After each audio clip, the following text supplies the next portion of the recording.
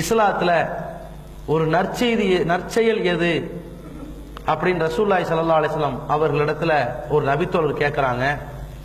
அப்ப நபி ஸல்லல்லாஹு அலைஹி வஸல்லம் அவர்கள் அதுல முக்கியமாக ஒன்றை பதிவு செய்தார்கள்.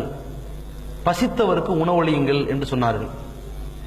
ஒருவன் சொர்க்கத்தில் நுழைவதற்கு இலகுவான வழியை ஒரு இடத்துல அல்லாஹ்வுடைய தூதரவர்கள் சொன்னார்கள். அஃஷு ஸலாம், சலாத்தை பரப்புங்கள். வ அத்இமு துஆம், பசித்தவருக்கு உணவளியுங்கள்.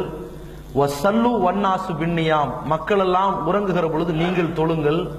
வ சிலுல் அர்ஹாம், உறவினர்களோடு இணைந்து வாழுங்கள். ததுகுலுல் ஜன்னத பிஸ்ஸலாம், இலகுவான முறையிலே சொர்க்கத்தில் நுழைந்து விடுவீர்கள். ரசூலுல்லாஹி ஸல்லல்லாஹு அலைஹி வஸல்லம் சொல்றாங்க. இந்த பசித்தவருக்கு உணவளிக்கிறது இருக்குல்ல, இது உலகத்திலேயே ஒரு மனிதநேயமிக்க ஒரு காரியம். அல்லாஹ் மறுமையிலே விசாரிக்கின்ற ஒரு காரியம். ஆதமுடைய மகனே, நான் பசி என்று உன்னிடம் வந்தேனே, நீ எனக்கு சோறு போட்டாயா கேட்பான். இறைவா, உலகத்திற்கே நீ உணவளிக்கிறாய், நீ என்னிடத்தில் வந்தாயா? என் அடியான் உன்னிடத்தில் வந்தானே, அப்பொழுது நீ கொடுத்தாயா என்று கேட்பானே. அப்படிப்பட்ட ஒரு மனிதநேயமிக்க ஒரு காரியம். உலகமெல்லாம் பெருநாட்கள் என்று ஒன்றை கொண்டாடுகிற பொழுது அதிலே தனக்கு மட்டும் மகிழ்ச்சியையும் கேளிக்கைகளையும் வைத்துக் கொண்டு அடுத்தவர்களுக்கு துன்பத்தை கொடுப்பதை பெருநாளாக கொண்டாடுகிற களத்தில் நபி ஸல்லல்லாஹு அலைஹி வஸல்லம் அவர்கள் நமக்கு ஒரு பெருநாளை வழிமுறைப்படுத்தி காட்டியிருக்கிறார்கள். அந்த பெருநாளில் எந்த ஒரு ஏழையும் பசித்திருக்க கூடாது. அந்த பெருநாள் நமக்கு இருக்கிற பொழுது நாம் நோன்பு கூட வைத்து விடக்கூடாது, பட்டினி கிடந்து விடக்கூடாது. அந்த ஏழை எளிய மக்கள் வயிறார உணவு உண்ண வேண்டும். வறுமை ஒழிக்கின்ற ஒரு மிகப்பெரிய ஒரு புரட்சி நபி ஸல்லல்லாஹு அலைஹி வஸல்லம் அவர்கள் செய்திருக்கிறார்கள். அரபுலகத்திலே ஷவ்வால் மாதம் என்றால் பீடை பிடித்த ஒரு மாதம். அதுல எதையுமே செய்யக்கூடாது. அல்லாஹ் உடைத்து காட்டுகிறான். அதுல செஞ்சா எதுவுமே விளங்காதா? ஷவ்வால் 1 பெருநாளை கொண்டாடு. அதுல பார், உலகமே அந்த மாசத்துல தான்டா அன்னைக்கு முதல் நாள் நல்லா சாப்பிடறான். போ, எப்படி நீ எதை பீடை பிடிச்சு ஒண்ணு விளங்காதனையோ அதுலதான் அவன் வயிறெல்லாம் நிறையுது என்று அல்லாஹ் ஆக்கி வைத்தானே. அப்படிப்பட்ட ஒரு ஃபித்ரா, ஏழை எளிய மக்களுக்கு உணவளிக்கின்ற ஒரு மனிதநேய பணி, ஒரு இரக்க குணம்.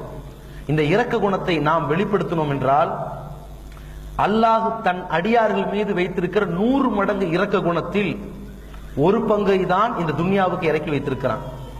இந்த ஒரு பங்கு இரக்க குணம் எவ்வளவு பெரிய வெயிட் என்றால், ஒரு தாய் தன் குழந்தைக்கு காட்டுகிற பாசம். உலகத்தில் உள்ள கோடான கோடி தாய்மார்கள் தன் பிள்ளைகளுக்கு காட்டுகிற பாசத்தை ஒன்றிணைத்துக் கொள்ளுங்கள். கோடான கோடி விலங்குகள் தன் குட்டிகள் மீது காட்டுகிற பாசத்தை ஒன்றிணைத்துக் கொள்ளுங்கள். கோடான கோடி ஜீவராசிகள் தன்னுடைய இனங்கள் மீது வைத்திருக்கிற பாசத்தை ஒன்றிணைத்துக் கொள்ளுங்கள். அத்தனை இரக்க குணமும் அல்லாஹுடைய 100 மடங்கு இரக்க குணத்தில் ஒரு பங்கு. பாக்கி 99 மடங்கு இரக்க குணத்தை தன்னிடத்தில் வைத்திருக்கிறான் என்றால் அது எதற்காக வைத்திருக்கிறான்? மறுமை நாள் வரும், அடியார்கள் எழுப்பப்படுவார்கள். இறைவன் பிரகடனப்படுத்துவான், கலபத் கல்பி ரஹ்மதி, என் கோபத்தை விட என்னுடைய கருணை ஜெயித்து விட்டது. கோபமா கருணையா என்று வருகிற பொழுது நான் கருணையாளன் என்று இறைவன் அங்கே நிற்பானே. அப்படிப்பட்ட ஒரு கருணையை மனிதன் மீது பொழிகிற பொழுது இறைவன் எதை பார்க்கிறான் தெரியுமா? ஒரே ஒரு பங்கு இரக்க குணம் கொடுக்கப்பட்ட நீ உன்னுடைய பொருளாதாரத்தை அடுத்தவனுக்கு கொடுத்திருக்கிறாய் என்றால், அடுத்தவனுக்கு உதவி செய்து அவனுடைய பசியை ஆற வைத்திருக்கிறாய் என்றால், அவனுடைய சுமையை நீ போக்கி இருக்கிறாய் என்றால், உன் பாவச் சுமையை நான் போக்குகிறேன் என்று பாவங்களை மன்னிக்கக்கூடிய ஒரு பாக்கியத்தை வழங்குகிறான். ரசூலுல்லாஹி ஸல்லல்லாஹு அலைஹி வஸல்லம் சொன்னார்கள், இந்த ஃபித்ராவுடைய தர்மம் நோன்பாளிகள் நோன்பு காலங்களில் செய்த பாவங்களுக்கு பரிகாரமாக அமைகிறது.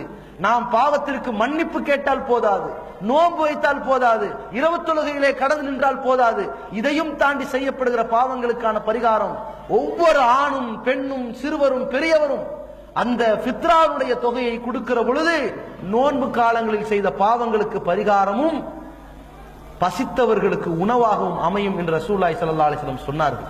அப்படிப்பட்ட ஒரு மனிதநேய பணியை தவறாமல் தமிழ்நாடு தௌஹீத் ஜமாத் தொடர்ந்து செய்து கொண்டிருக்கிறது. அதன் மூலமாக பல கோடி சகோதர சகோதரிகள் தமிழகத்திலே இந்த பெருநாள் தினத்திலே 20 ஆண்டுகளுக்கு முன்னால் இந்த பொருளாதாரங்கள் கிடைக்காமல் ஏங்கிக் கொண்டிருந்த இந்த சமுதாயம், பட்டினி கிடந்த சமுதாயம், ஈதுகா திடல்களிலே பிச்சை எடுத்துக் கொண்டிருந்த இந்த சமுதாயம், அந்த சுயமரியாதை இழந்திருக்கிற இந்த சமுதாயத்தை கொண்டு போய் வயிறு நிறைய உணவு தின்பதற்காக அவர்கள் பட்டினி கிடந்து விடக் கூடாது என்பதற்காக ஒரு தினம் 2 தினத்திற்கு முன்னால் நம்முடைய கிளை நிர்வாகிகள், மாவட்ட நிர்வாகிகள், கிளை பேச்சாளர்கள், கிளை உறுப்பினர்கள் என்று அவர்கள் புத்தாடை எடுக்காமல், நேரத்தை ஒதுக்காமல், இரவு பகலாக தங்கி தங்களுடைய எல்லா ஏழை வீடுகளுக்கு தேடி சென்று கொடுக்கிறார்களே, அவர்களுடைய உழைப்பு அங்கே ஒரு பக்கம். அதற்காக பொருளாதாரத்தை திரட்டி நீங்கள் அனுப்புகிறீர்களே, உங்களுடைய உழைப்பு இங்கே ஒரு பக்கம் இருக்கிறது. எனவே இதற்காக ஃபித்ராவுடைய தொகையை கொடுக்க வேண்டியவர்களும் விரைந்து கொடுங்கள். இந்த பொருளாதாரத்தை எதிர்நோக்கி தமிழகத்தில், தாயகத்தில் நம்முடைய சொந்தங்கள் காத்து கொண்டிருக்கிறது. அதே போல இந்த தொகையை வசூலிப்பதாக பொறுப்பெடுத்துக் கொண்டவர்கள், மக்களுடைய அமானிதங்களை சுமந்து முறையாக சேர்க்கக்கூடிய பணியை மேற்கொண்டவர்கள், ஏராளமான நன்மைகளுக்கு சொந்தக்காரர்களாக இந்த ரமலானில் அளவு கடந்த நன்மையை அள்ளி செல்லக்கூடிய ஒரு பணியிலே இறங்கி இருக்கக்கூடியவர்கள் விரைவாக திரட்டி இந்த பொருளாதாரத்தை வழங்குமாறு அன்போடு கேட்டுக்கொள்கிறோம். இந்த பொருளாதாரம் இயக்கம் நடத்துவதற்கோ, இயக்கத்திற்கு ஆள் சேர்ப்பதற்கோ, இயக்கத்திற்கு பேனர் அடிப்பதற்கோ, போராட்ட செலவிற்கோ கிடையாது. இந்த இயக்கத்திலே ஒரு கீசு பைக்கு கூட இந்த ஃபித்ராவுடைய தொகை எடுத்துக்கொள்வது கிடையாது. இந்த ஃபித்ராவுடைய வரவு செலவு கணக்கை உணர்வு வாரியத்தில் வெளியிட்டாலும் கூட அதற்கு கூட இந்த ஃபித்ராவுடைய தொகை எடுத்துக்கொள்வது கிடையாது. முழுக்க முழுக்க ஏழைகளுக்கு மட்டுமே அனுப்பப்படுகிற, அவர்களுக்கு உணவாக வழங்கப்படுகிற ஃபித்ராவுடைய தொகையை அல்லாஹ்வின் திருப்தியை நாடி வாரி வழங்குமாறு அன்போடு கேட்டுக்கொள்கிறோம். அஸ்ஸலாமு அலைக்கும் வரஹ்மத்துல்லாஹி வபரகாத்துஹு.